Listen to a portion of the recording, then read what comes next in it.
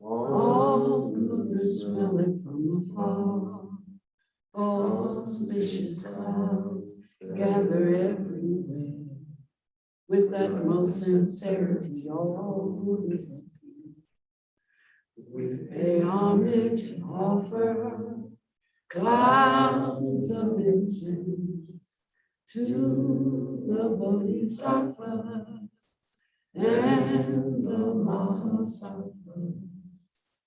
We pay homage and offer clouds of incense to the Bodhisattvas and the Mahasattvas.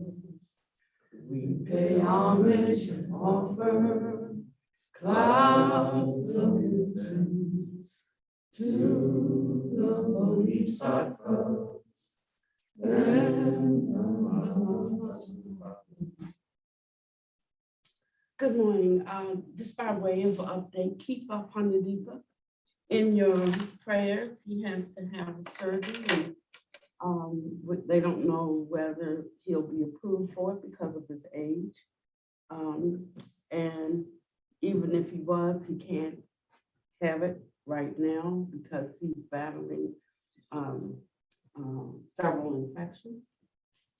And so he would get sepsis. And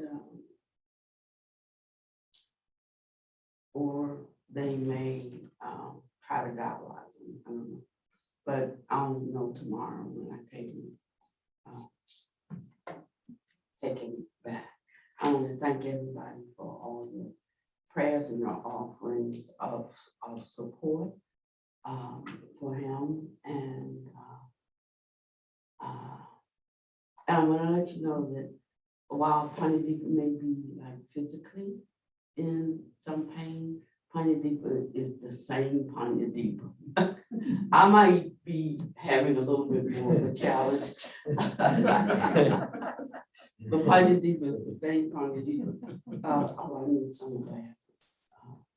And the way you know is, like if you're not careful, he will sneak up on you with something, and he like pow you and you don't even know because you didn't catch it, for 30 minutes. And wait a minute, did he just say? So I want you to know that truly Panyadeepa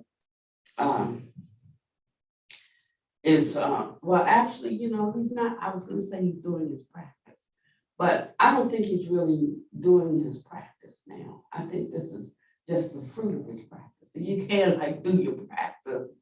We always talk about doing your practice when you're in the middle of some adversity. Now is the time to practice. But I'm gonna tell you, if you haven't done your practice before then, thinking about doing your practice is gonna be, it's gonna be tough for you to do it when you couldn't do it when things were good. How are you gonna do it when things are bad?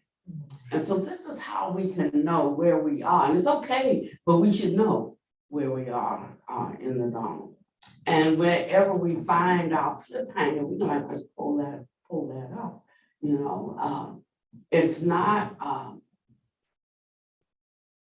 there's I hope I marked it. I think I may not have marked it, and I wish I did. Because the way this was said is so striking in the notes to Sutta 22 or 70. I'm not sure which one it is.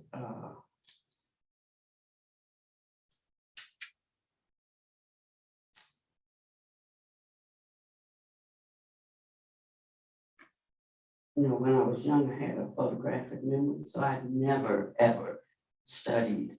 I would like just read the page, and then I could remember the page. I could get a picture of the page in my mind. But when I hit about 65, that part didn't work so good anymore. So it's been a challenge for me when I'd always been accustomed to just look in my head and I could see the picture of the page and I could read it right off. It was really good. That's handy. Yeah.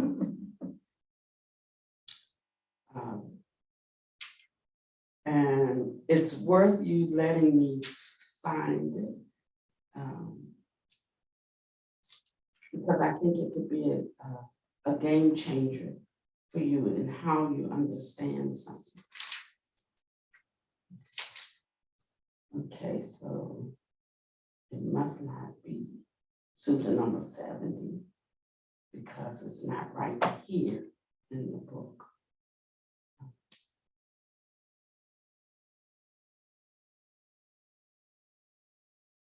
Ah, there it is. I told you.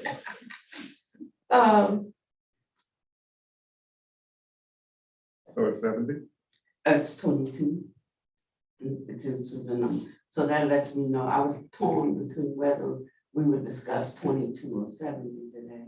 22 is one of Panadeepa's favorites, so I've been reading the Sutta to him, and 70 is my favorite, the 7 kinds of disciples. I'm always checking to see what kind I am, and he talks about what for each one of the 7, what's strong in them and what's weak, where they still have to work. So I started at the bottom of the 7, or the lowest of the 7, and gradually I'm ticking up until you get to the 7th one, and that's one who has attained in both ways. And he talks about what both ways means, like with the body in obtaining sublime states, and also with the wisdom. He talks about the one who's only attained through wisdom, and he says, I say he still has work to do. Or the one who's only attained through meditative attainment, and he says, I say he still has work to do. Or the one who's attained by faith, and he says, I still say he has work to do. Or the one who's a Dharma follower, and he says, oh, he got a lot of work to do. Or the one who, so he talks about the 7. So if you ever want to just check up on yourself, go to Majjhima Nikaya Sutta number 70, but we're not going to talk about that today. And it will also give you a boost, like when you're feeling deficient, when you're feeling weak, when you're feeling low, when you're wondering, have you attained anything? If you're wondering, when some doubt tries to come in, it's important that one rescues oneself from doubt, because doubt is really the thing that will just it will sink you without having a certain confidence in the Dharma, and it will become something that one just kind of does, but it won't be of any beneficial effect in your life as you're going through the vicissitudes of life. And so it's just this one little phrase. I hope it's as meaningful for you.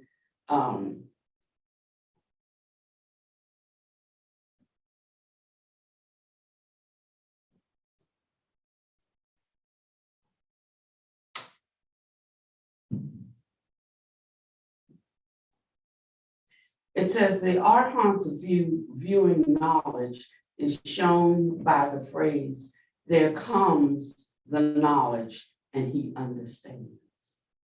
There comes the knowledge and he understands.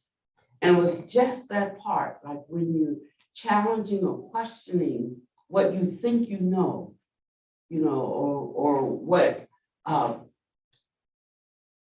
and he speaks of knowledge coming, and that takes it out of the category of what we can surmise through conceptualization. The knowledge, through practice, the knowledge comes to one. So one can't just reconcile this through their intellect, because this is a knowing that is otherworldly in the sense that it doesn't come through the mental faculty, but it buffets up against the mental faculty and our mistaken views that we have attached to through the sense gates, and it uproots that. And so just thinking about knowledge, how the understanding comes and how knowledge comes to us, helps us to remember it's not something that we can like surmise through thinking. Now we can use thinking in some irrational, rudimentary, pragmatic ways. But when you start to get into the higher training, the higher knowledge, you're not going to be able to do that through thinking it out. Actually, thinking could be something like convincing oneself along the lines of what seems plausible to us in our state of ignorance. So how useful is that to us, really? You know? And so the times that you will need it, because if you don't need it, you don't need it, but if you do need it, having a need for something means that you need something to come that has a greater capacity than your current deficiency. And so I was been thinking this week about my current deficiencies. You know, it's difficult to see Panyadeepa in pain, but for him, pain is pain. You know, for me, pain is very visceral, but for him, pain is not. You know, that's how he trained in, and he trained better than I did in martial arts as well as spiritual practice. But so if he's in pain, he recognizes that that's pain. I remember one time, my son, when my son got married, he asked me to do the wedding, but I had already agreed to do a retreat on that day, you know, I mean that weekend. And so I had to choose between, you know, being there for my son's wedding and officiating and keeping my commitment that I'd made to teach a retreat. And Panyadeepa said, well, I think, you know, this is hopefully a once in a lifetime event.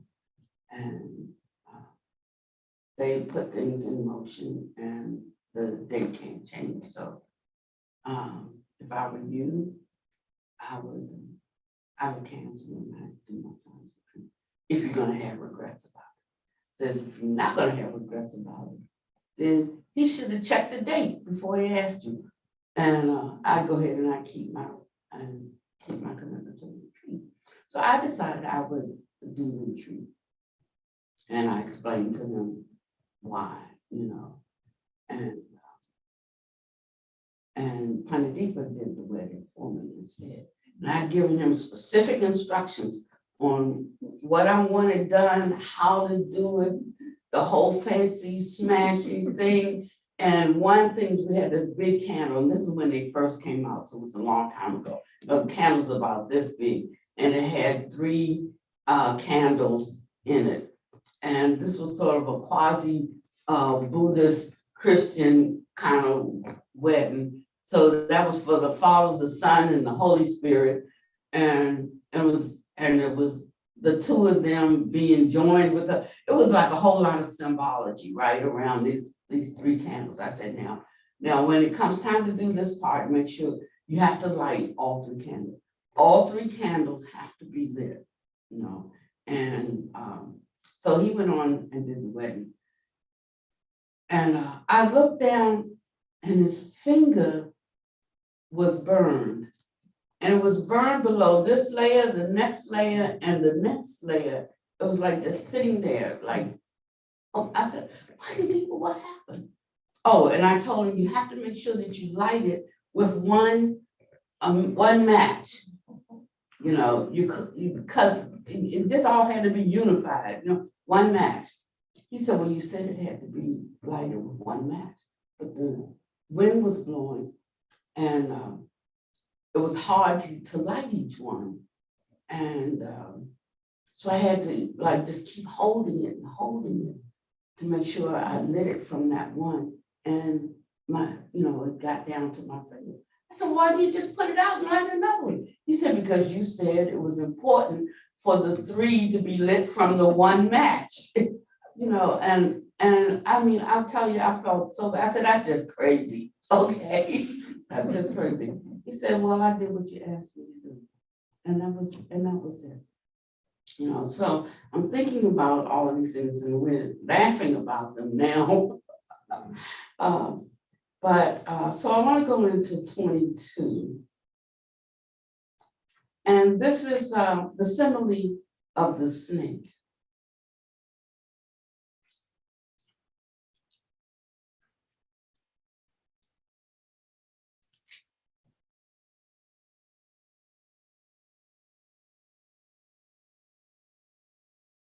It says, here, bhikkhus, some misguided men learn the Dharma, discourses, stanzas, expositions, verses, exclamations, sayings, birth stories, marvels, and answers to questions. But having learned the Dharma, they do not examine the meaning of those teachings with wisdom. Not examining the meaning of the teachings with wisdom, they don't gain a reflective acceptance of them. Instead, they learn the Dharma only for the sake of criticizing others or for winning in debates, and they do not experience the good for the sake of which they learned the Dharma. Those teachings being wrongly grasped by them conduce to their harm and suffering for a long time. Why is that? Because of the wrong grasp of the teachings. Suppose a man needing a snake, seeking a snake, wandering in search of a snake, saw a large snake and grasped its coils or its tail. It would turn back on him and bite his hand or his arm or one of his limbs. And because of that, he would come to death or deadly suffering. Why is that? Because of the wrong grasp of the snake. So too, here some misguided men learn the Dharma, but do not examine the meaning of those teachings with wisdom. And not examining the meaning with wisdom, they don't gain a reflective acceptance of them. Here, bhikkhus, some clansmen learn the Dharma, discourses, answers to questions, and they examine the meaning of those teachings with wisdom. Examining the meaning of those teachings with wisdom, they do gain a reflective acceptance of them. They do not learn the Dharma for the sake of criticizing others or for winning debates, and they experience the good for the sake of which they learned the Dharma. Those teachings being rightly grasped by them, conduce to their welfare and their happiness for a long time. Why is that? Because of the right grasp of those teachings.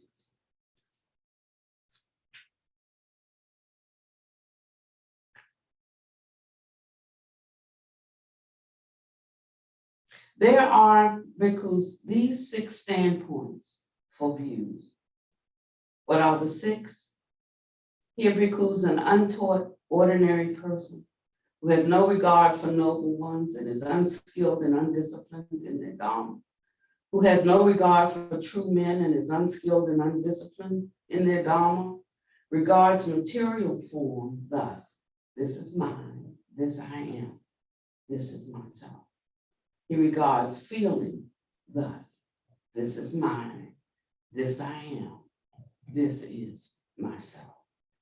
He regards perception thus: this is mine, this I am, this is myself. He regards formations, mental formations, thus: this is mine, this I am, this is myself.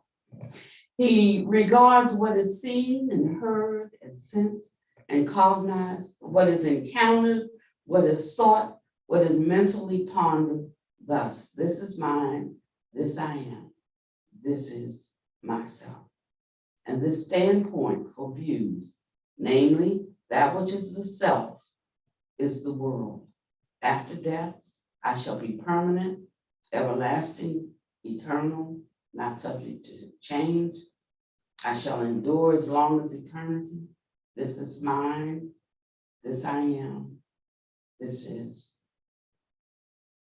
myself. Then he talks about a well-taught disciple who does have regard for noble ones, skilled and disciplined in their Dharma, who regard true men and is skilled and disciplined in their Dharma regards material form. This is not mine. This I am not. This is not myself. He regards feelings. This is not mine. This I am not. This is not myself. He regards perception thus. This is not mine. This I am not. This is not myself. He regards formations thus. This is not mine. This I am not. This is not myself. He regards what is seen, heard, sensed, cognized, what is encountered, sought, mentally pondered. Thus, this is not mine. This is not myself. This I am not. And this standpoint for views, namely, that which is the self is the world, and after death, I shall be permanent, everlasting, eternal, not subject to change. This too he regards thus. This is not mine. This I am not. This is not myself.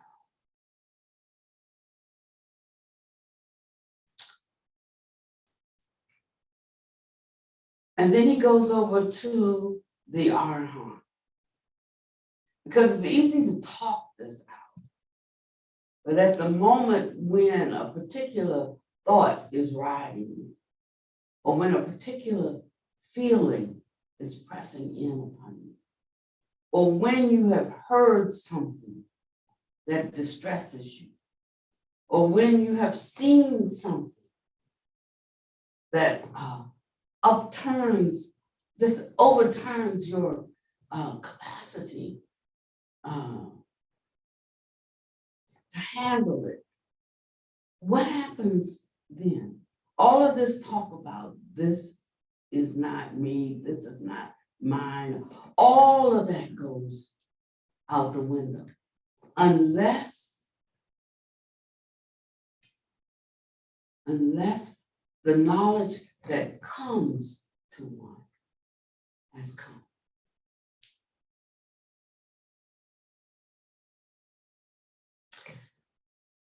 So this week when I got some bad news,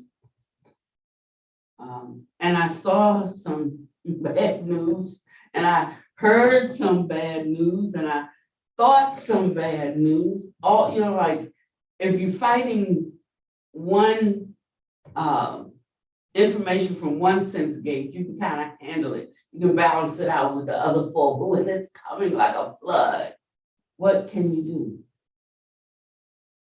And so it's right then that one has to raise up a standard against it. That's your only way of deliverance. It's all you have to bank on. But the thing is, if it's true, it can be there. It can be there for you. That's what I wanted to share with you today. So I tried lots of things, like when something happens to you, you think about something worse happening to somebody else, and like they had to go through it, or they got through it, whatever, so would you. All of that's okay as far as it goes. But I'm talking about the kind of renunciation that really liberates and frees one in that moment. That's something different. That's something different, and it's something that you can't buy. There's only one way that you inherit it, and that is when that which comforts has come to you.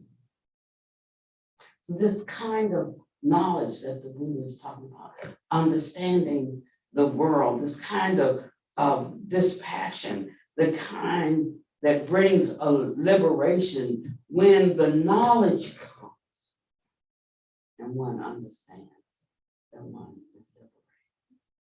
It's not something your friends can give you. It's not something your family can give you. It's not something your loved one can say that does anything for you. there has to be the consummation of wisdom that really brings liberation from the inside out. So I'm so glad that I have encountered the Dharma, the true Dharma.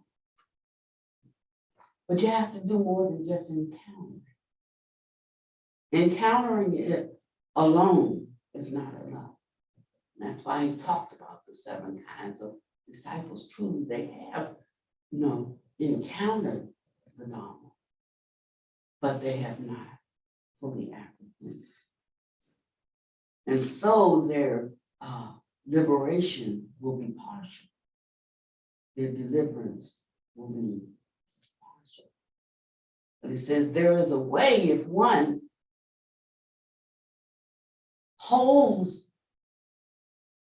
the teachings of the wise, stays with them in spite of appearances, in spite of perceptions, then one can penetrate to the truth. Now, they say that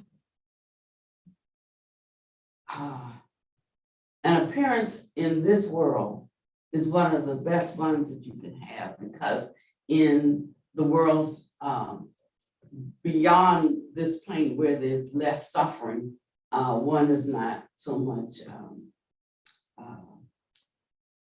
concerned about awakening, enlightenment, because things are good.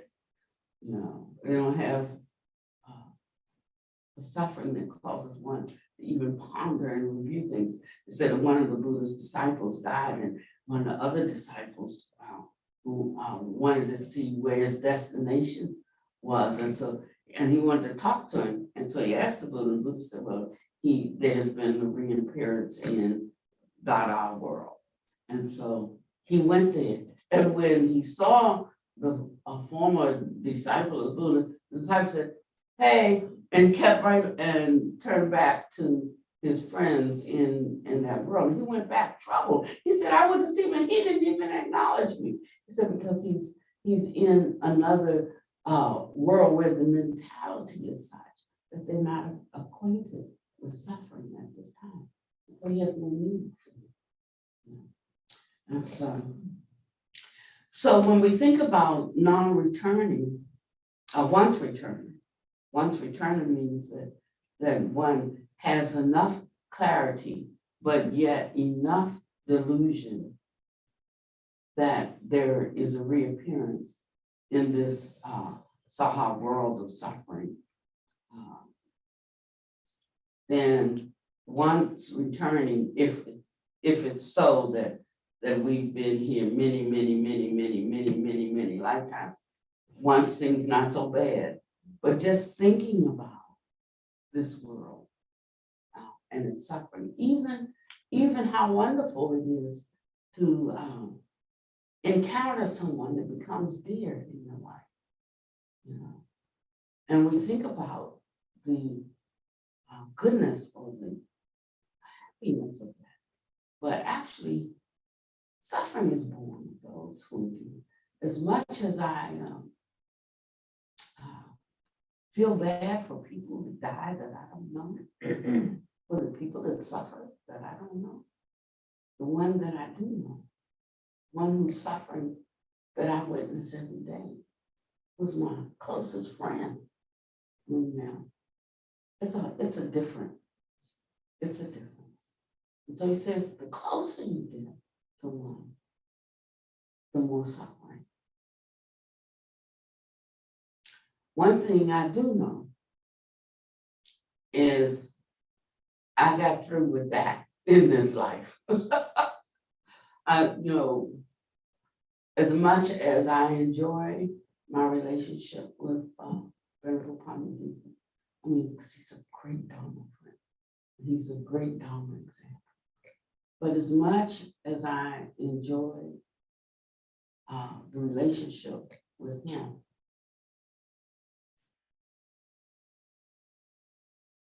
I can see the suffering that relationships bring. And so or come to the end of them in this life. And I know, one time they asked the Buddha, he asked them, what do you think about me? And they said, oh, we think you just love us, because you teach us the truth, you teach us the way of escape. He said, it's not like that. He said, it's not like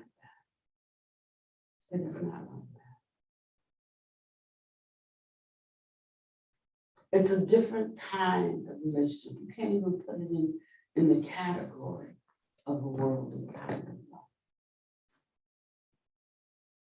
But if that's good for you now, if you could just only imagine what it would be like to be able to have a kind of love for people that has no worldly affection, would have a purity that has absolutely no suffering. Because of the clarity and the understanding that what you see before you is not a person as you suppose. But you see the play out of something. Where some of us miss it is we think it's either a person or it's nothing. And those are the two extremes. Not a person. He said, but what actually is the processes of dukkha. Just clicking, working its way out.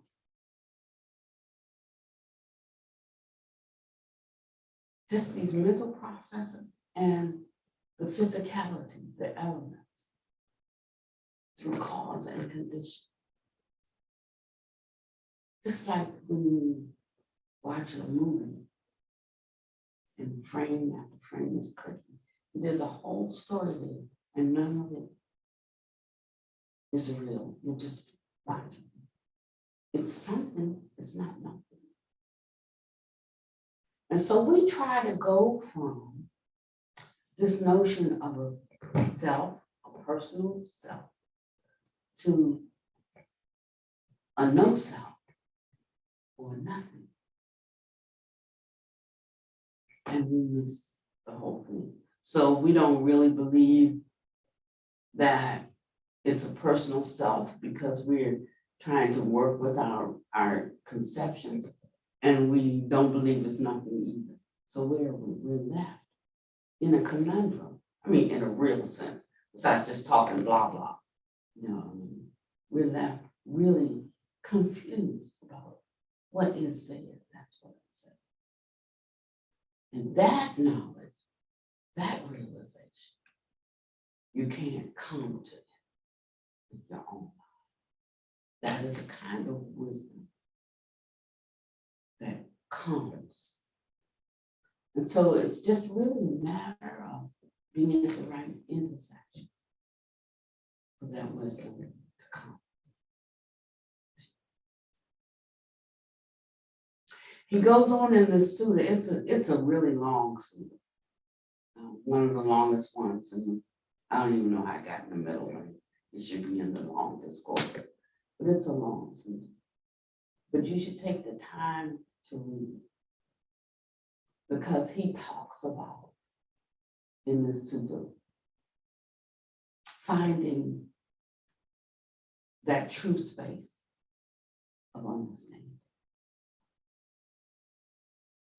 And that when you do, it's not something that you can explain to somebody who hasn't found it for himself. It can only be understood by one who has encountered. And so he talks on in this sutta about being attached to the Dharma and how it's fruitless.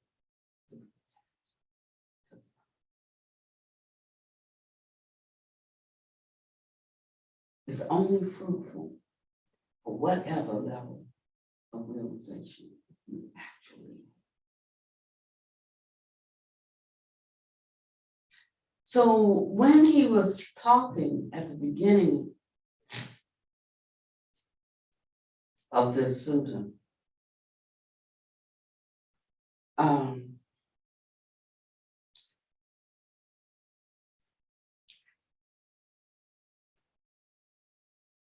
he said it's not good to misrepresent. It's not good to misrepresent.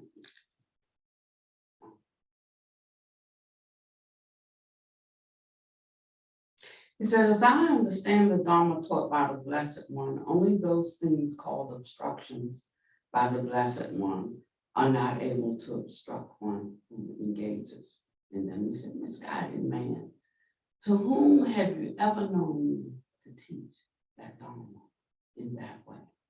Misguided man, have I not stated in many ways how obstructive things are obstructions and how they are able to obstruct one who engages in them? And he begins to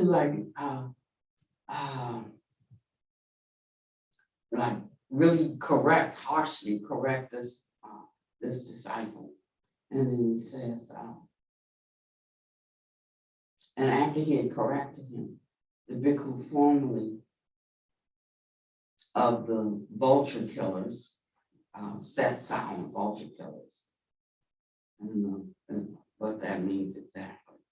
Sat silent, dismayed, with shoulders drooping, head down, glum, and without a response.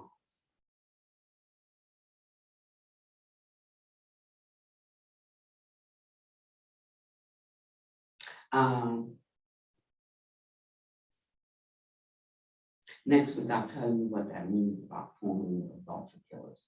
I think it has to do with, in India, you're known by your occupation. I didn't know that when I first went there. I mean, I know they have occupations, but I didn't know that they are known by their occupation. So I'm going there and I'm working with the untouchables, right? And I'm helping them train in occupations. It's almost got them killed. I mean, it's true, I almost got them killed. Because, I bought a brick making machine because it was one village and they had nothing but dirt. That's all they had. There was nothing that they could create work from, make money to feed their family. So I buy a brick making machine. I bought the fancy one that didn't even have to bake the bricks, it had a certain amount of compression and press the bricks in the bricks. I'm like, okay, so here all of y'all can work. We'll make bricks, we'll sell bricks, we'll build with bricks, and the brick making and the brick building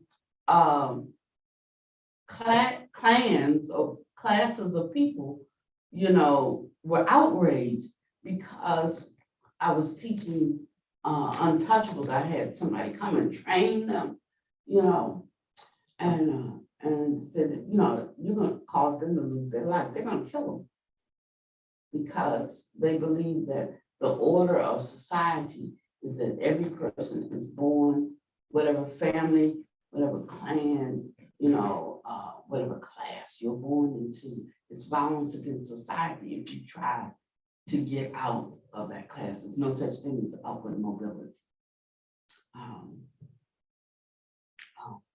That's why you probably never met a Dalit unless you went over there, because they're not the ones who come to America.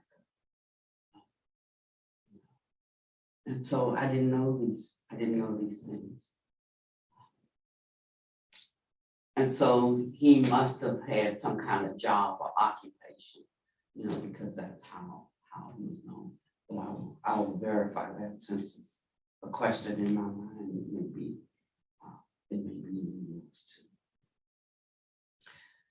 And so he talks about attaching to the Dharma in a way that one can speak and talk the Dharma, but one really has no deliverance in their life from the things that cause them suffering.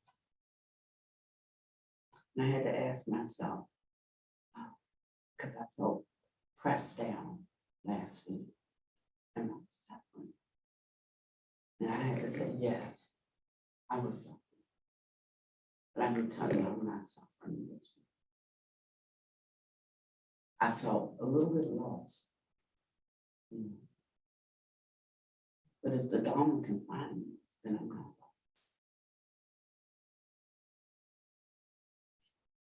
But we have to be able to do it at the time that we need.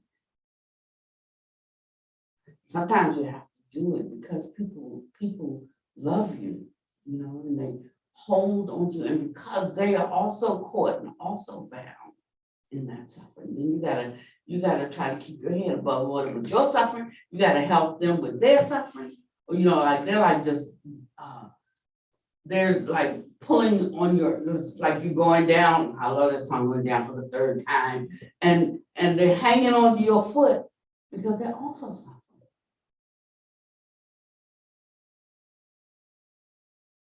And I said, I need a sutta that sets my mind. And I looked over at Pandit and how he talks every once in a while. He say, don't.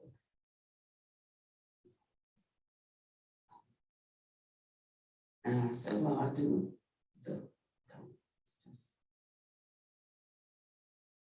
It's just sickness and death. And it is. It is. It's just sickness and death. So I think I was talking to someone and said, oh, maybe I was talking to Pops. And I said, you know, well, this is just the sickness of being born. This is the sickness of birth.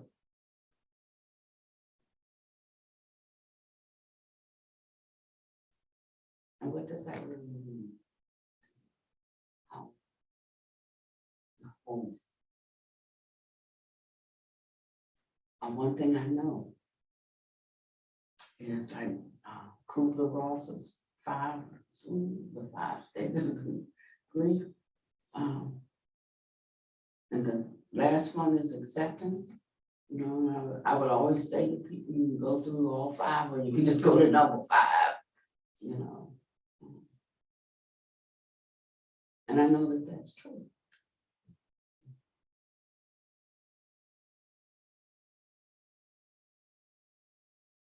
But there's a kind of deliverance that comes to one. The one knows that they have overcome. And I want to say to you all today, not let your hearts be troubled.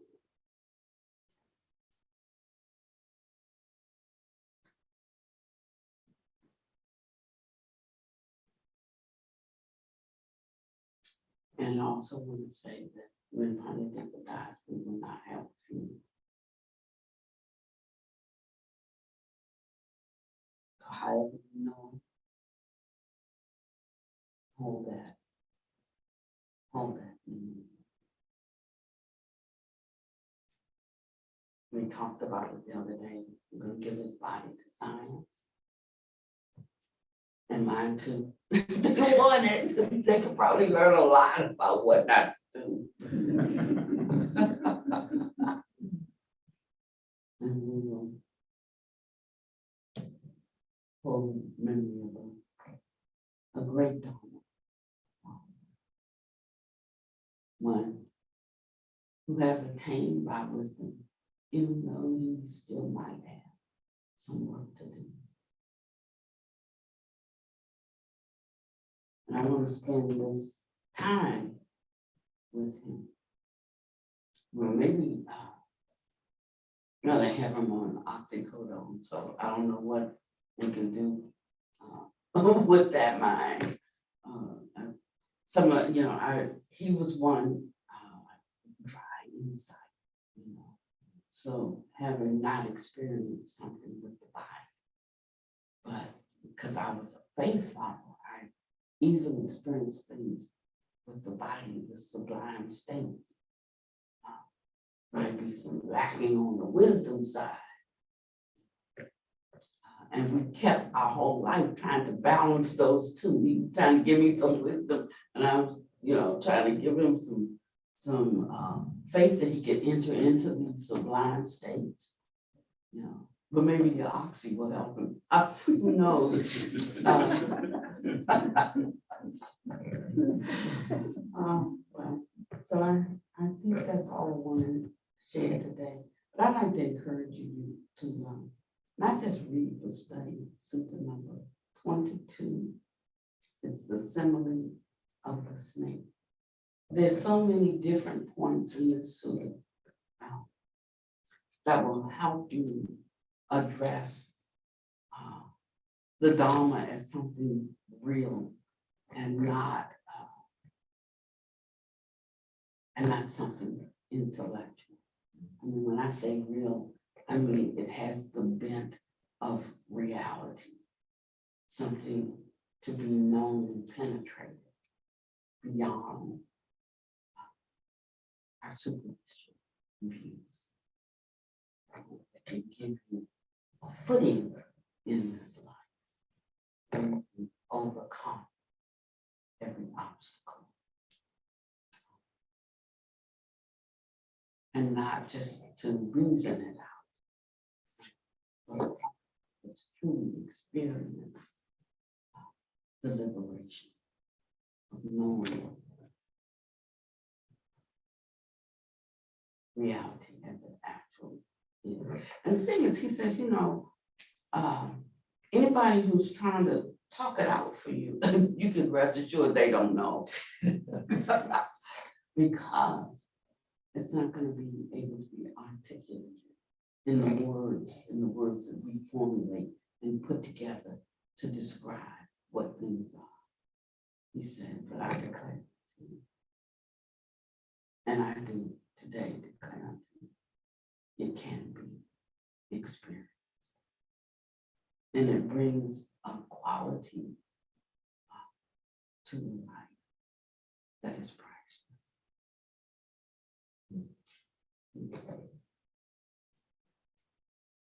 I think I'm doing who I wants to share. You can feel free.